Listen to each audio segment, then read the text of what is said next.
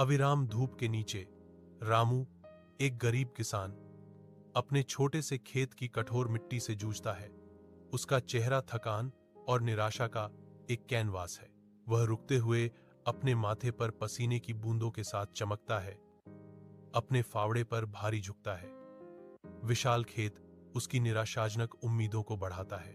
थकान और लालसा से भरी आवाज में रामू स्वर्ग से गुहार लगाता है, क्या मेरी किस्मत कभी बदलेगी? अविरत धूप के नीचे एक बंजर खेत फैला हुआ है, जिसकी फटी हुई धरती सूखे और निराशा का प्रमाण है। रामू अपनी आजीविका के मुरझाए अवशेषों के बीच पराजित खड़ा है।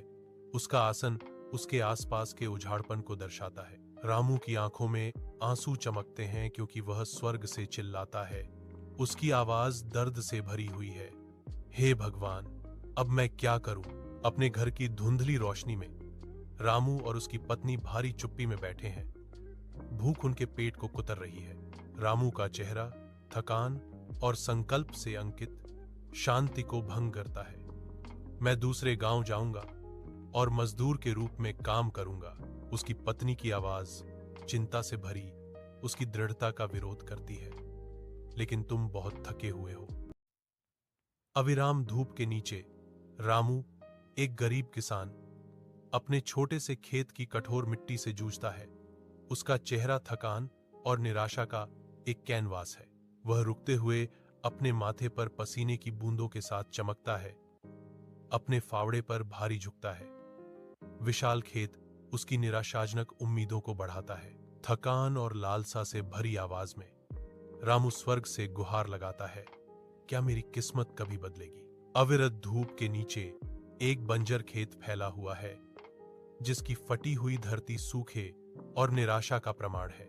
रामू अपनी आजीविका के मुरझाए अवशेषों के बीच पराजित खड़ा है। उसका आसन उसके आसपास के उजाड़पन को दर्शाता है। रामू की आंखों में आंसू चमकते हैं क्योंकि वह स्वर्ग से चिल्लाता है। उसकी आवाज दर्द से भरी हुई है, हे भगवान, अब मैं क्या करूं? अपने घर की धुंधली रोशनी में रामू और उसकी पत्नी भारी चुप्पी में बैठे हैं।